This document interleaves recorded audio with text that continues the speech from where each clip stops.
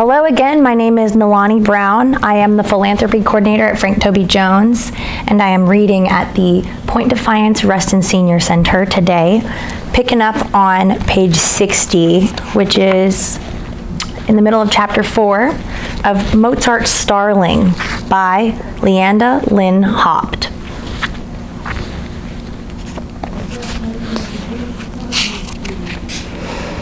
It took starlings just 80 years after their release in Central Park to populate the entire continent. Eugene Schieffelin lived to realize that his starling introduction succeeded, but he could not have predicted how the story would unfold over the next century. What would Schieffelin make of his triumph now? In Tinkering with Eden, Kim Todd suggests that he ought to have read his revered Shakespeare more closely. In Henry IX, the starling was not a gift to inspire romance or lyric poetry. It was a bird to prod anger, to pick at a scab, to serve as a reminder of trouble. It was a curse. Perhaps even Schieffelin would realize that no matter how pretty the starlings were, how mesmerizing their vast autumn cloud flocks, here was an experiment that had gone terribly wrong. Since that fateful introduction, starlings have made poor guests as they spread across the country, and I regret to admit that Carmen is no exception. The first time we had to go out of town to leave Carmen for several days, I wasn't sure what to do. I could have just had someone come in to feed her and change the newspapers that line her cage. But since starlings are so social, I worried about her becoming neurotically lonely and pulling out her feathers, as isolated parrots do. My friend Triley Tucker is a geology professor, bird watcher, naturalist, and crazy cat lady. Just 5 at the moment. I knew she would be the perfect starling sitter, and Triley kindly, or maybe naively, agreed. I coaxed Carmen into Delilah's kitty travel box and loaded her old rolling cage into the back of the Subaru. This would be her guest room. At Triley's house, I gently held the kitty box and, remembering Mozart's journey with boxed up star from bird shop to his home, whispered encouragement to the horrified Carmen, while Triley and her tolerant partner, Rob, gingerly maneuvered the cage up their narrow stairway into Triley's home office. Carmen settled in quickly, and I left feeling reassured. Upon our return, Triley informed me that Carmen's first act as a house guest when she was let out of her cage was to fly to the aquarium, perch on its edge, and quick as a great blue heron, pluck out a shining purple guppy. It happened instantly, Triley marveled, before she had time to blink. Carmen always knows when she has taken something she isn't supposed to have, and she flew with her prize to the top of a bookshelf, out of reach. Triley yelled and waved her arms helplessly as Carmen swallowed the guppy. In spite of this bad behavior, Carmen was invited back, and Triley has claimed the dubious distinction of starling auntie. Carmen was acting true to her species' form. Starlings have behaved atrociously in their new world. They feast in great flocks on agricultural crops, wheat sprouts, young corn, apples, cherries, and berries.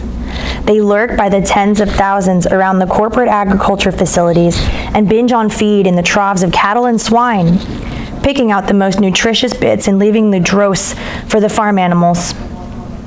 According to an estimate by Cornell University researchers, in the U.S., starlings cause $800 million in agricultural damage every year.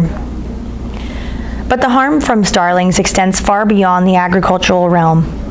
Their swirling skyborne mermations spiral down into roots of urban buildings and at suburban park edges, creating noise, odor, and filth. Starling feces in some populations may contain histoplasmosis, a fungus that affects humans and other mammals. Any resulting illness is usually so minor that it is undetectable. but the fungus can lead to respiratory infections and, in extreme cases, pneumonia, blindness, and even death. In 1960, a Lockheed L-188 Electra serving Eastern Airlines Flight 375 took off from Boston's Logan Airport for Philadelphia and other points south. Seconds after takeoff, the plane collided with a flock of 20,000 starlings. Hundreds of birds were sucked into the machinery. 2 of the 4 engines lost power, and the plane plunged into the sea. 62 people died, including several who were in town for a shoe sales conference. After the crash, officials tested seasoned pilots on flight simulators to see if any of them could have saved the plane in such a scenario. All failed. In more testing, live starlings were thrown into running engines. It was found just 3 or 4 birds could cause a dangerous power drop. The crash of Flight 375 ushered in a sense of realism that shook the industry and the imagination of a country that, in 1960, was still enamored of air travel. There are multiple stories of starling airplane collisions, but this is one of few that resulted in an actual crash or human injury. It remains the worst crash caused by a collision with birds in airline history. After the crash, wildlife management plans became part of airport construction and maintenance. Even so, aircraft collisions with starling flocks, or sometimes just the threat of such collisions, result in occasional unscheduled landings, delayed departures, and expensive repairs. Human deaths are serious, but this crash was a long time ago. Most birders know nothing about it and hate starlings anyways. Beyond the costly crop damage, beyond the excrement that collects beneath urban roosts, and beyond the trees full of loud screeching birds, starlings are despised above all else in conservation circles for their ability to outcompete native birds for food, and more important, a limited number of nest sites. Starlings are cavity nesters, and early each spring they will start investigating crevices in buildings, homes, and birdhouses, as well as holes that have been carved into trees and electrical poles by woodpeckers. They compete directly for these prize sites with other cavity nesters, including chickadees, bluebirds, and swallows. Self-proclaiming starling vigilantes across the country have taken matters into their own hands. One woman, on a Seattle Birders forum, proudly catches starlings in have-a-heart traps, then drowns them. She's downright gleeful when reporting that some of the birds die from overheating in cages left exposed to hours of sun or from fright-inspired little starling heart attacks, so she doesn't have to dunk them. Have-a-hearts are cages that trap animals without killing them, ironically named in this case. She urges us all to follow her good example. On a much wider scale, farmers, government agencies, conservation organizations, and urban businesses, fed up with destruction, poop, and noise for decades, have been attempting to eradicate, or at least decrease, starling populations. Imaginative but failed efforts have included elaborate traps, explosives, plastic owls, spreading itching powder over foraging areas, irradiating birds with cobalt-60, amplifying starling distress calls, various poisons, toxic chemical sprays, firing pyrotechnics over roosting areas, laying live wire in gathering places to electrocute starlings through their tiny feet, and spraying flocks with a wetting potion that won't dry until the bird freezes to death. The chemical salt DRC-1399, trademarked as Starlicide by Ralston Purina in the 1960s, kills starlings horribly over a period of days by uremic poisoning. It remains in wide use. In 2015, U.S. governments killed over 1 million starlings, more than any other so-called nuisance species. That number is typical for a given year, but the annual killings have made no dent in starling populations, and they never will. There are simply too many starlings, and they are too good at reproducing and surviving for population-level efforts to be effective. It's sort of like bailing the ocean with a thimble, lamented the late Richard Dolbear, who was a well-known wildlife official in Ohio. Instead, we need to address the much more difficult task of thinking ecologically, of creating human-inhabited areas that are less inviting to starlings and allow native birds to flourish. Meanwhile, though I am not a starling apologist, I wish them eradicated from the country as much as anyone, as long as Carmen stays here with me. It's important to consider a few emerging facts about starlings. First, while their populations grew and spread exponentially for decades, they have, for the last 30 years or so, been stable. In most places, starling counts are no longer increasing. Every species has a carrying capacity, a number of individuals that can thrive in a given place without exhausting the necessary resources. Starling populations seem to have peaked. Further, at least some of the species' impact on native bird life may turn out to be more perceived than real. Any observant neighborhood bird watcher has seen starlings behaving badly to the nicer little birds. So the anecdotal evidence against starlings is strong. Not only do they claim the best cavity nest sites early in the spring, but they sometimes actually invade a nest that is already inhabited by a native bird, throw the bird out in a flurry of snapping bills and slapping wings, occasionally killing the bird, usually not, destroy the bird's eggs, and make themselves at home. But a respected study reveals that rather than giving up, many of these displaced birds simply nest elsewhere. In 2002, researchers at Berkeley completed a years-long survey designed to document the impact of starlings on native birds. To their amazement, they were not able to determine quantifiable harm. Historical population records for the 27 cavity nesting species believed to be most at risk from starlings were examined from pre-starling times to present. The species included woodpeckers, kestrels, swallows, flycatchers, and bluebirds.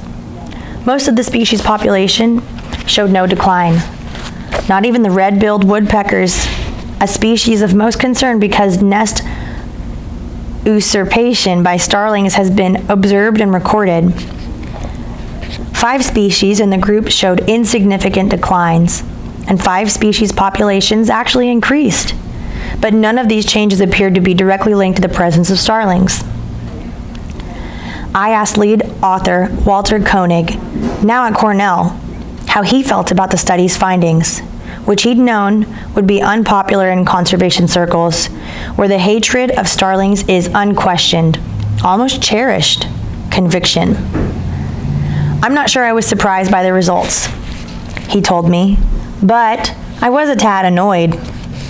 Dr. Koenig studies acorn woodpeckers, and starlings will often usurp the only nest in his study site. He's the last person who would want to exonerate these birds. Still, he cannot claim that his woodpeckers' overall populations are affected. The bottom line, says Koenig, is that we know that starlings are quite aggressive and compete for nest cavities with a whole slew of native species. But evidence that this competition has led to significant population declines is pretty slim at best. Yet, like most ornithologists, he isn't about to go soft on starlings. I certainly can't say that's changed my attitude toward them. I still don't hesitate to shoot them when I have the chance. In 1939, a not yet famous Rachel Carson penned an essay entitled, "How About Citizen Papers for the Starling?" In it, she argued that instead of seeing the bird as an invader, people should accept starlings as regular species in the native avifauna and give up talk of invasive and non-native. After all, the bird was here to stay and was, moreover, earning its keep, since starlings feast gluttonously on cutworms, an agricultural menace. As naturalist George Laycock put it, starlings do nothing in moderation. Carson's notion is echoed in the stance of some modern conservationists who are turning a corner in the way they think about some invasives. There are many invasive species, like the starling, that are simply eradicable. Instead of spending time and effort worrying about such species, the argument runs. We should accept them as part of the changing modern landscape and move on to issues that we can actually do something about. Koenig's results notwithstanding, I believe that such thinking leads to a dangerous complacency. Yes, starlings are a permanent part of the urban landscape, and I also absolutely do not support harming individual birds. I won't be picking up a shotgun anytime soon. But, like Koenig, I am not ready to quit defending native habitats from this invasive species. For one thing, though Koenig's study is a good one, it is not definitive. He recognizes that the historical data he examined may not have been gathered consistently, and that if the study had continued, we would likely find that starling competition, alongside native habitat loss from human growth, negatively affects some species. Not just the cavity nesters, but also the less aggressive songbirds that in areas where starling numbers are high. Of course, all the other impacts of starlings, including those on large and small farms, remain unquestioned. But in terms of conservation, the most significant point to remember is that starlings thrive in areas that are disturbed by human presence, including dense urban environments. Places more sensitive species simply cannot survive in the long term. For now, it seems some birds go elsewhere when their nests are usurped by starlings. But as human sprawl continues, good habitat areas are getting smaller and smaller and may someday disappear altogether. What happens when there is no elsewhere? Do we shrug our shoulders and accept that we have created a world in which only starlings and a few other robust species can manage to thrive? Regarding starlings, we can all share responsibility for keeping their numbers to a minimum by covering tubes and other openings of our homes that provide possible nest sites. Putting up nest boxes with holes suitable for chickadees, swallows, and bluebirds, but too small for starlings, and removing the starling nests and eggs that do appear. But our task is not simply to get rid of starlings. We need to design human landscapes that are hospitable to more species of native birds. This means less grass and more trees. We need to lobby for the creation and protection of woodland parks and forests on large and small scales. Recent studies on the presence of trees show us two beautiful and related facts: that even a few trees in urban neighborhoods will increase the diversity of bird species, and that people who live near trees are healthier, both mentally and physically, than those who don't. A treed landscape benefits birds and humans together. In addition to starlings, some native birds, robins, flickers, and of course crows, seem to manage well in suburban areas with huge expanses of grass. But yards with trees, any trees at all, attract more varieties of native birds, as if by magic. Wrens, chickadees, tanagers, woodland thrushes, woodpeckers of all kinds. It's so simple for us all to take part in the rewilding of the places we live every day, to increase beauty and wilderness and wildness, even on the smallest scales. In 1930, when Rachel Carson wrote her essay suggesting people learn to accept starlings, there were far fewer of them around. It is difficult to imagine that Carson, an early ecologist and lover of birds, would have maintained this position in light of the starlings' increase in impact in the decades to follow. And while backyard starlings might actually benefit our gardens and agricultural areas, they do more harm than good, no matter how many cutworms they eat. Still, it is thought-provoking to ponder this defense of the country's most despised bird coming from one of the most revered nature writers and defenders. I do know that Carson would have loved meeting Carmen. It was always a delight for her to interact with individual wild animals. As she was enamored of birds, it would have enchanted her to have Carmen light on her shoulder, poop on her table, poop on her blue cashmere sweater, and peck at her mid-century clip-on earrings. Wild starlings fascinated her too, and her field books contained meticulous notes and sketches of their morphology, behavior, and unique foraging habits. Like anyone who has spent time observing starlings, Carson perceived that wild starlings work hard for their food. Most birds that eat grubs and worms search for them visually or peck at the earth with a closed bill to seek out nutritious treats. Starlings actually create holes in the earth by poking their closed bills into the ground, then using their extra strong mandibular abductor muscles, the muscles that open the bill, to excavate a hole in which to search for wormy prey. We can discover where starlings have been feasting on our lawns and in our parks by the presence of these gape holes. Starling bodies are built for this. Their squat, strong legs keep them close to the ground, providing leverage and, of course, giving starlings their characteristic waddle. This unique behavior is one of the things that helps starlings to take over human uninhabited places. Wherever humans go, we spread grass in our wake.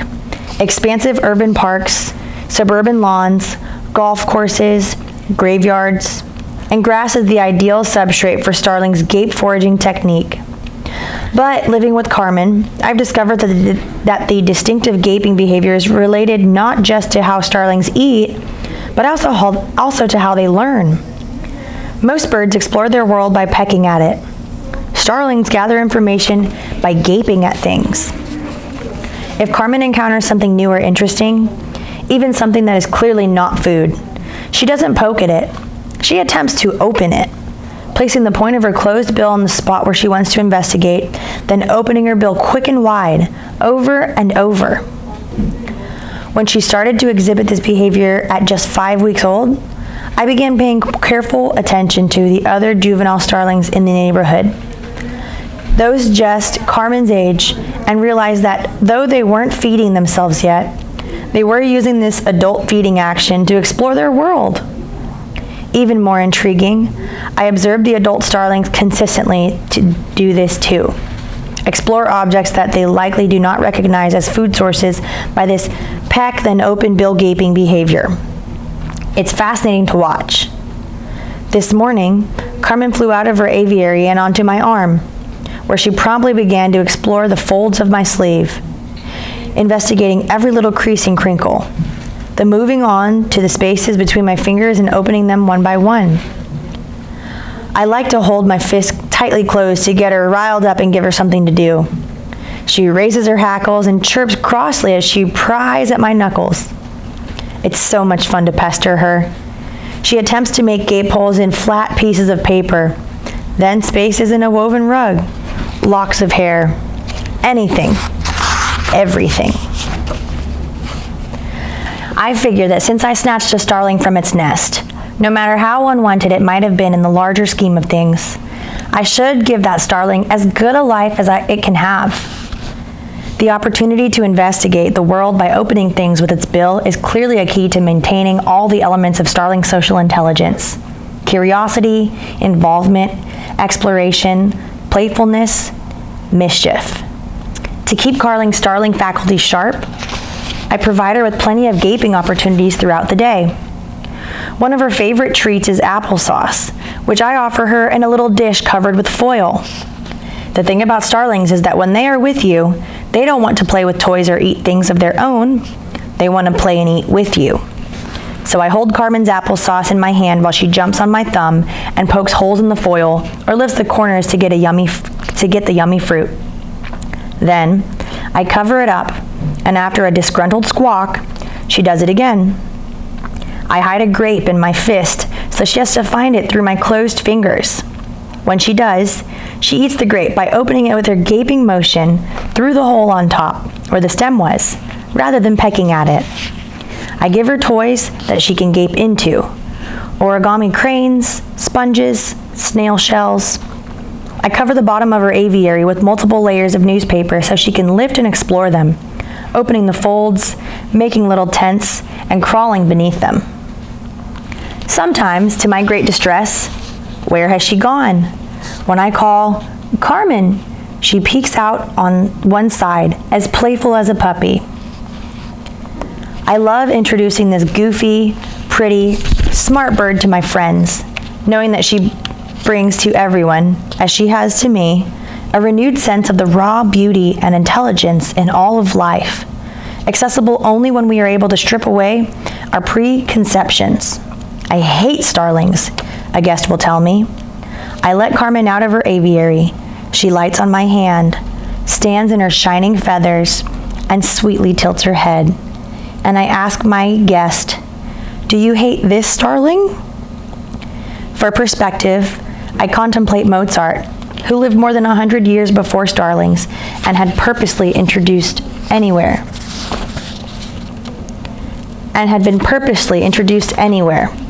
at a time when the human relationship of nature was a subject of philosophical and literary thought, but not long before anyone had an inkling that ecology would become a subject of study.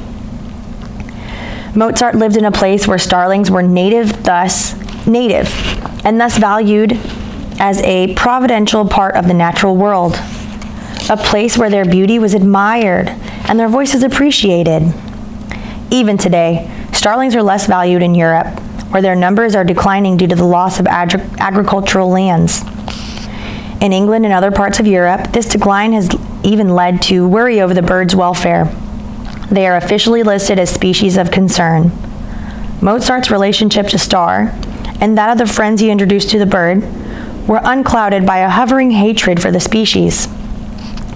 The place we are left to inhabit in our thinking about starlings is a complicated one, but one that we are equal to. Carmen and her kin invite us to experience the poetic dissonance and multi-layered understanding that is one of the hallmarks of our creative human intelligence. Starlings are shimmering, plain, despised, charming, collectively devastating, individually fascinating. We have the capacity to realize that while a species may be ecologically undesirable, the individuals of the species are just birds. Beautiful, conscious, intelligent in their own right, innocent. Do I want starlings gone? Erased from the face of North America? Yes, unequivocally, I do. Do I resent them as aggressive invaders? Of course. And do I love them? Their bright minds, their sparkling beauty, their unique consciousness, their wild starling voices, their feathers, brown from one angle, shining from another? Yes, yes I do. There is another world, Paul Eulard wrote, but it is in this one. One world is marked by a bland forgetfulness, where we do not permit ourselves an openness to the simple, graced beauty that is always with us. The other is marked by attentiveness, aliveness, love. This is the state of wonder, which is commonly treated as a passive phenomenon, a kind of visitation or feeling that overcomes us in the face of something wondrous. But the ground of the word, the Old English wunderen, is very active, meaning to be affected by one's own astonishment. We decide, moment to moment, if we will allow ourselves to be affected by the presence of this brighter world in our everyday lives. Certainly, we get no encouragement from what Clarissa Pinkola Estes calls the overculture. It cannot be assessed by the standardized cultural criteria of worth, measures that can be labeled with a sum or a statistic or even, perhaps, a word. Receptivity to wonder is not economically productive, marketable, quantifiable. The rewards, also, stand beyond such calculation, but it is in such receptivity that we discover what draws us, and, along with our originality, our creativity, our soulfulness, our gladness, our art. Mozart found inspiration in the presence of a common bird. For us, too, the song of the world so often rises in places we had no thought to look. That is the end of chapter 3. We will pick up on chapter 4, What the Starling Said, of Mozart's Starling by Leonda Lynn Haupt. I am Nalani Brown. Thank you for listening. We will see you next time.